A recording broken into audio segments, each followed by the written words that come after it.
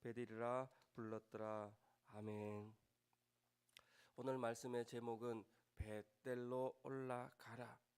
오늘 베델로 올라가라라는 말씀으로 하나님의 말씀, 우리에게 교훈하는 말씀을 받도록 하겠습니다. 오늘 말씀 본문에 베델로 올라가라 그리고 베델로 올라가자 이렇게 명령과 결단의 메시지가 나오고 있습니다. 하나님께서는 우리에게 베델로 올라가라라고 말씀하시며 또한 이 야곱은 베델로 올라가자 가서 하나님께 돌아가겠다는 결단의 메시지가 포함이 되어 있습니다. 창세기 34장은 세겜으로 온 야곱의 이야기를 나타내고 있습니다. 이 세겜이라는 장소는 물질적으로 우물이 풍부하고 넓은 들판이 있으며 목축을 하기에 아름답고 귀한 땅이 되어 있었고 또 사람들이 모여서 군락을 이루어 외부의 적으로부터 약탈로부터 도적으로부터 안전한 그곳이었습니다. 조건적으로는 이 안정적이고 안전하면서 아주 최상의 조건, 풍부한 환경에 살기 좋은 곳이었습니다. 그러나 성경 전체를 살펴보아도 이 세겜에 도착한 야곱에게는 하나님의 축복의 메시지, 하나님의 메시지가 빠져 있음을 우리는 알 수 있습니다. 물질적으로는 풍부하지만 또 살기에 편안하지만 이곳에 있으면 참 좋을 것 같지만 하나님이 함께함을 드러내지는 않고 있다는 것입니다. 아니 오히려 그곳에 있는 야곱에게 하나님은 외면하고 있었음을 우리는 알 수 있습니다. 축복의 메시지는 기록이 되어 있지 않습니다. 결국에는 그곳에서 10년 동안 머물러 있을 그때에 오히려 디나의 사건으로 여러 가지 위기에 봉착하게 되었습니다. 세겜에서 이러지도 못하고 저러지도 못한 상황이 되었을 때에 진퇴양난의 그 상황 가운데에 야곱에게 하나님은 이제 말씀하고 계십니다. 35장 1절입니다. 하나님이 야곱에게 이르시되 일어나 베델로 올라가서 거기 거주하며 내가 내 형 에서의 낯을 피하여 도망하던 때에 내게 나타났던 하나님께 거기서 제단을 쌓아라 하신지라. 이제 그 자리에 주저앉아 있던 야곱에게 일어나서 올라가라, 베델로 올라가라 라고 말씀합니다. 그리고는 하나님께 다시 제단을 쌓아라 라고 말씀하고 있습니다. 하나님은 야곱의 기도 가운데에, 야곱이 침묵하는 가운데, 위기 가운데에 내가 가나안 사람들을 멸하겠다, 내가 가나안 사람들의 도전 앞에 막아주겠다, 내가 더 큰 야곱에게 축복을 주어 거기서 왕이 되게, 또 가나안 사람들을 지배하게끔, 가나안 사람들을 극복하게끔 하지 않겠다, 더 잘 살게 하겠다라고 말씀하지 않습니다. 야곱에게 말씀하신 것은 이제 너가 처음 약속하였던 그것으로 올라가라, 베델로 올라가라. 현재의 위기 앞에, 현재의 세겜의 추장과 다툼이 있고 그 나라 그 백성과 다툼이 있을 그때에 이 문제의 해결책은 바로 하나님의 말씀에 처음 믿었던 믿음의 장소로 올라가라라고 말씀하고 있다는 것입니다. 사건의 본질은 디나의 어떠한 그 사건이 아니라 야곱의 아들들이 칼로서 그 백성을 죽이고 약탈하는 것이 사건의 문제의 핵심이 아니라 야곱의 인생에 하나님이 없었다는 것입니다. 야곱의 가족 가운데에 하나님을 잊어버리고 하나님의 이름을 기억하지 못했던 그 세월이 있었다라고 말씀하고 있습니다. 처음으로 가졌던 간절한 믿음과 간절한 마음을 회복하고 하나님 앞에 다시 서라라고 말씀하고 있습니다.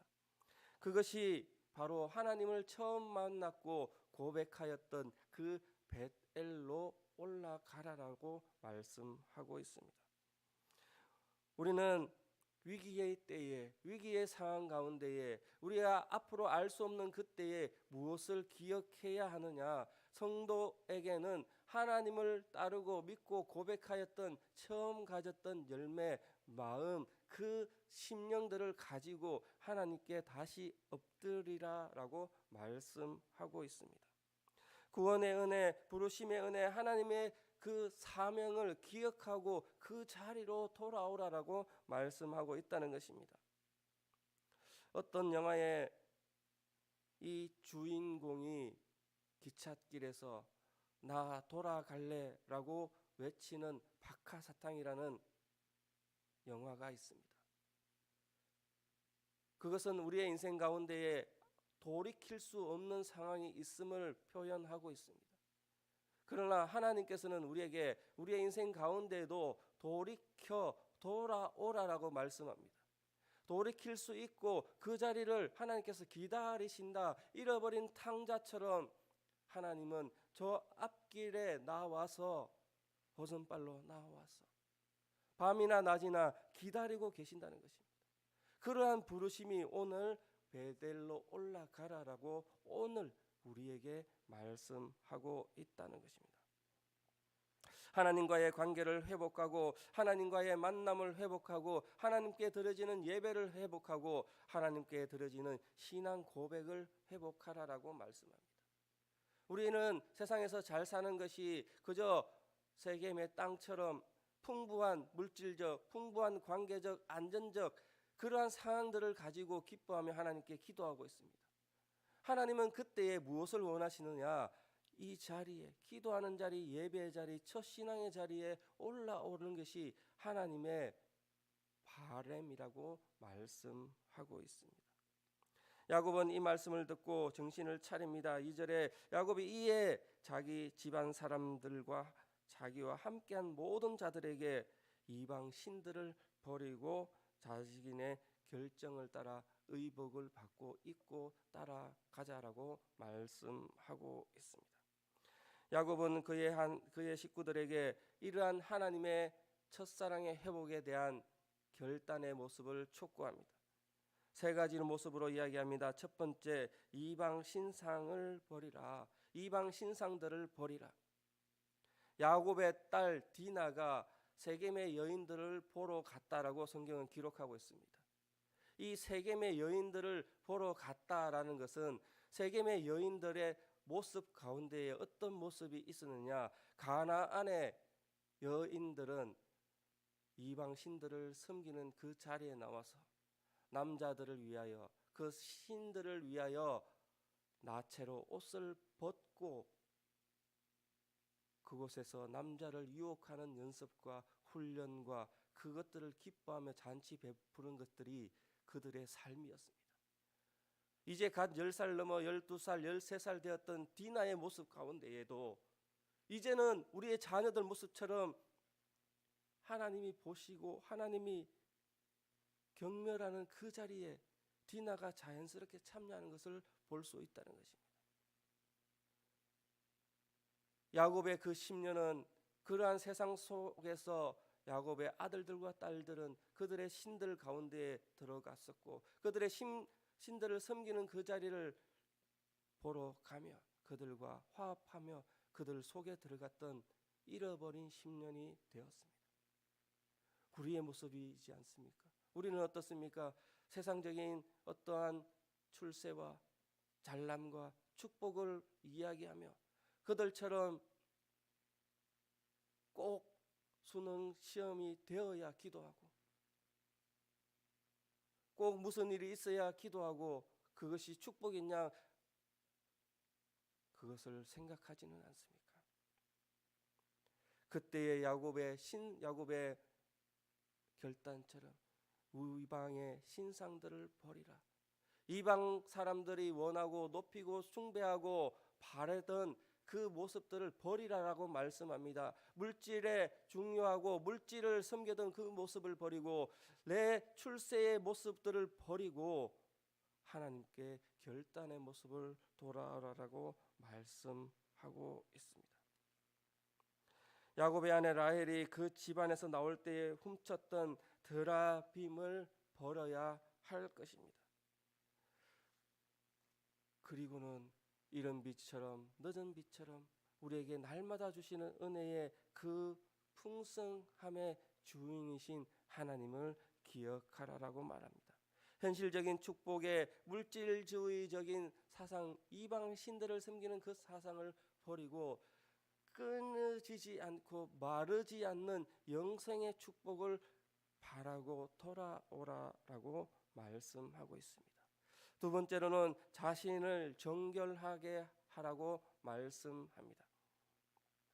이방 신들의 그 모습 가운데, 그 삶들 가운데에 그들의 생활 습관들을 버리고 자기를 경건하게, 거룩하게, 주의 백성으로 구별된 삶으로 다시 돌아오라라고 말씀합니다.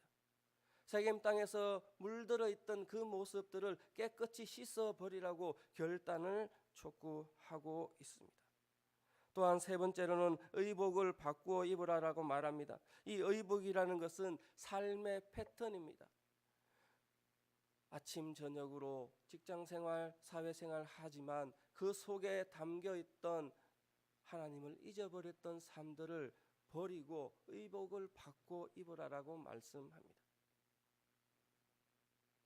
우리의 삶들 가운데 깊숙이 빠져있던 성경적이지 않던, 신앙적이지 않던 생활의 모습을 버리고 하나님의 말씀하셨던 기도생활, 예배생활, 교제하며 전도하며 봉사하며 주님을 섬겼던 나의 첫사랑의 모습을 회복하라라고 말씀합니다.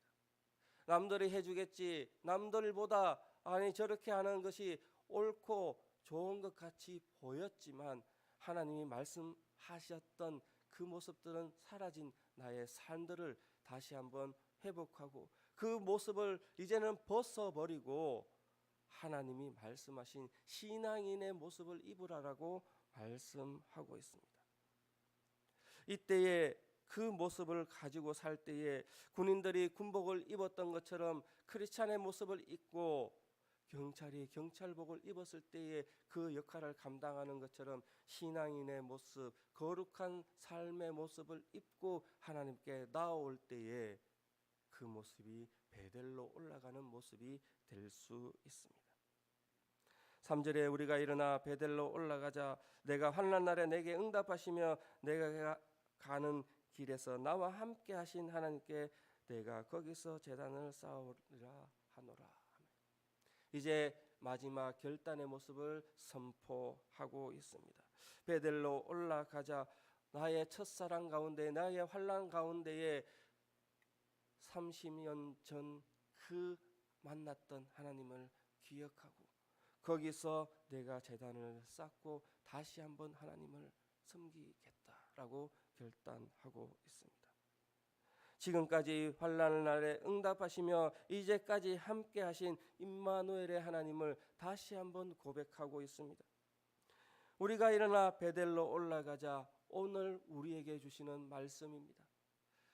하나님이 부르실 때에 기다리고 계신다, 여기로 다시 오라 할 때에 우리의 신앙 고백은 다시 하나님 그 신앙으로 돌아가겠습니다. 다시 하나님 나와 함께 하셨던 하나님, 내가 만났던 하나님, 10년 전, 20년 전, 30년 전, 나의 인생 첫 길에 태어났을 때부터 함께한 하나님, 내가 만났던 그 하나님, 지금까지 예배드리며 찬송하며 기도하며 간구했던 그 하나님께 돌아가겠다 결단하고 있습니다.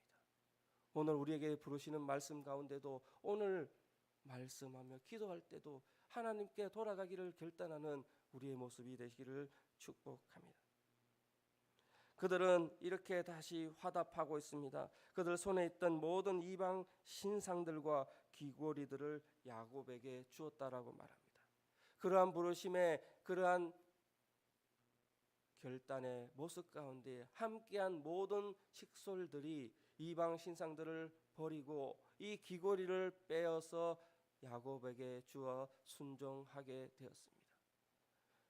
귀고리라는 것은 그 당시에 이방 신들을 섬기는 하나의 장식, 하나의 표시입니다. 우리가 국회의원이 되면 배지를 달고 또 중요한 자리에 가면 중요한 제복을 입고 표를 내고 명함을 가지고 다닙니다. 이방 신들에게 속해 있다는 표시인 이 귀걸이를 빼고 이제 나는 하나님께로 돌아가겠습니다. 그 사람임을 기억합니다. 순종합니다. 결단의 모습을 이 야곱의 직솔들은 표시하였습니다.